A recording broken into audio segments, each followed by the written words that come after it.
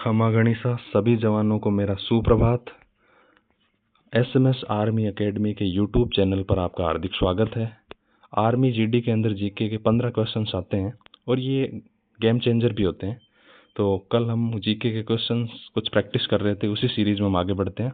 और आज का हमारा पहला क्वेश्चन है, सबसे गहरा महासागर कौन सा है? सबसे गहरा महासागर कौन सा है? तो प्रशांत महासागर जो है सबसे गहरा महासागर है। ऑप्शन नंबर 3 इसका करेक्ट आंसर होगा। ऑप्शन नंबर 3 प्रशांत महासागर, क्योंकि मेरियाना ट्रेंच जो है वो सबसे गहरा खड्डा भी है और गहराई के अंदर प्रशांत महासागर सबसे टॉप पर है। अगला क्वेश्चन हम देखते हैं। क्वेश्चन नंबर 2, चिल्का झील किस राज्य में स्थित है? बहुत ही इजी क्वेश्चन है चिल्का झील वाला, बेसिक सही है बट इंपॉर्टेंट है, कई बार पूछ लेते, बड़े एग्जाम्स तक भी ये क्वेश्चन पूछा गया है। तो चिल्का झील उड़ीसा के अंदर है। ऑप्शन नंबर 3 इसका करेक्ट आंसर है। चिल्का झील उड़ीसा के अंदर है, ये हम सब जानते हैं, चिल्का झील उड़ीसा के अंदर है। नेक्स्ट क्वेश्चन की ओर हम आगे बढ़ते हैं। क्वेश्चन नंबर 3 है, वुलर झील किस राज्य में स्थित है? बहुत ही अच्छा क्वेश्चन है ये भी। डल, वुलर और नागिन, ये तीनों इंपॉर्टेंट झील से जो जम्मू कश्मीर के अंदर स्थित है। डल, वुलर और नागिन। तो इसका ऑप्शन हो गया, सेकंड ऑप्शन इसका करेक्ट आंसर हो गया। Option number 2 is the correct. बढ़ते हैं नेक्स्ट क्वेश्चन की ओर। Question number 4। क्वेश्चन नंबर 4 है, भारत का पहला प्रायद्वीपीय जिला किस राज्य में स्थित है? बिल्कुल, ये जो है यूपीएससी सीडीएस के अंदर भी क्वेश्चन पूछा हुआ है कि प्रायद्वीपीय जिला। अच्छा, पहले ये डिस्कस करते हैं प्रायद्वीप होता क्या है। भाई, एक होता है द्वीप और एक होता है प्रायद्वीप। तो इसको द्वीपीय भी पूछ लेते हैं कई बार। द्वीपीय जिला मतलब जो चारों तरफ से पानी से घिरा हुआ। तो आसाम के अंदर ऐसा कंडीशंस बनती है ब्रह्मपुत्र रिवर्स के आसपास। तो भारत का पहला द्वीपीय जिला या फिर ऐसे प्रायद्वीपीय मान लें तो वो है असम के अंदर माजुली द्वीप। उसका नाम क्या है? माजुली द्वीप आसाम के अंदर है, जो है भारत का पहला द्वीपीय जिला है। माजुली द्वीप आसाम के अंदर है, ब्रह्मपुत्र रिवर वहां पर ऐसा बनाती है। नेक्स्ट क्वेश्चन की ओर बढ़ते हैं। क्वेश्चन नंबर 6, निम्न में से कौन सी गंगा की सहायक नदी नहीं है? कल हम सहायक नदियों के क्वेश्चंस कुछ डिस्कस कर रहे थे, उसी सीरीज में ये क्वेश्चन आ गया है कि गंगा, यमुना, ब्रह्मपुत्र, सिंधु, ये कुछ इंपॉर्टेंट रिवर्स है, इनकी सहायक नदियों को भी हमें याद रखना होता है। तो गंगा की सहायक नदी कौन सी है? तो ऊपर है शारदा जो कि सहायक नदी है। यमुना तो हम जानते हैं गंगा की सहायक नदी है। रामगंगा, तो रामगंगा, महानंदा, शारदा, गंडक, कोसी, ये तो सब गंगा की सहायक नदियां हैं। अब बची ऑप्शन नंबर 4 ताप्ती। बिल्कुल, ये क्योंकि ब्रह्मस घाटी से निकलती है, ये ब्रह्मस घाटी से निकलती है, तो ये गंगा की सहायक नदी नहीं है। ये गंगा की सहायक नदी नहीं है। सेकंड थिंग, ये अरब सागर के अंदर गिरती है। गंगा की सहायक नदियां जो है बंगाल की खाड़ी के अंदर गिरती है। तो ये अलग ऑप्शन हो गया, तो इसका ऑप्शन नंबर 4 करेक्ट आंसर होगा। बढ़ते हैं नेक्स्ट क्वेश्चन की ओर। Question number 7। क्वेश्चन नंबर 7 है, भारत के मध्य बिंदु से अरब सागर की अवस्थिति है।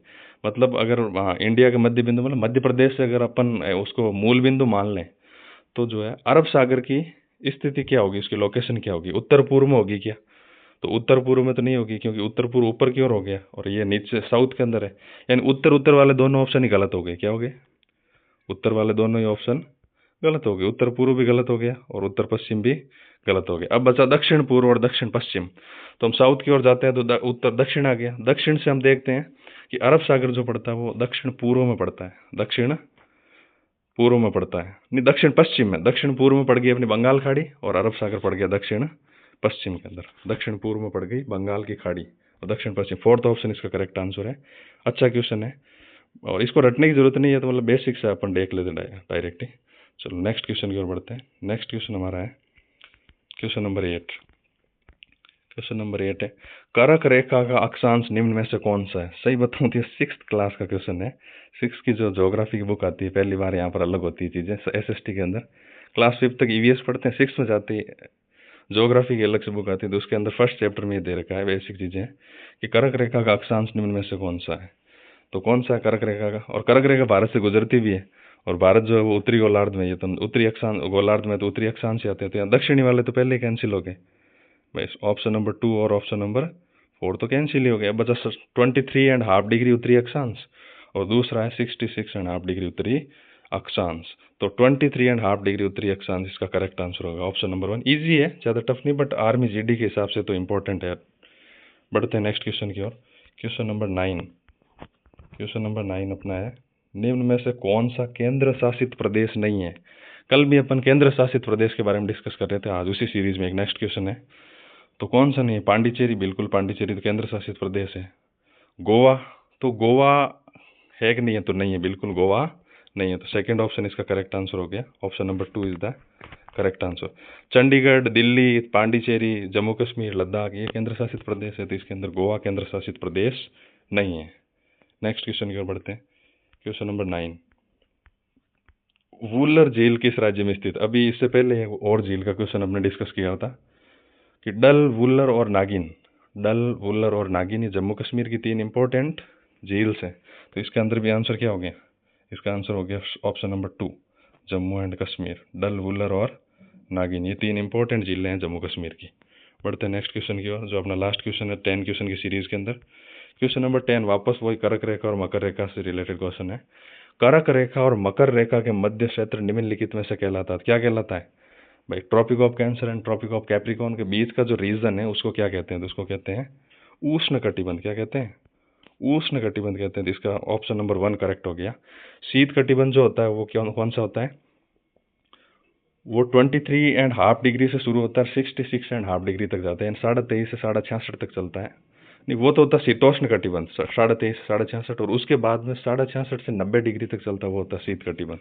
तो इसमें पूछा कर्क रेखा और मकर रेखा के बीच का क्षेत्र, तो उसको बोलते हैं उष्ण कटिबंध, और ज़्यादातर कंट्रीज भी इसी के अंदर सिचुएटेड है। तो इसका ऑप्शन नंबर 1 करेक्ट हो गया। तो इसी के साथ अपने 10 क्वेश्चन की सीरीज कंप्लीट हुई।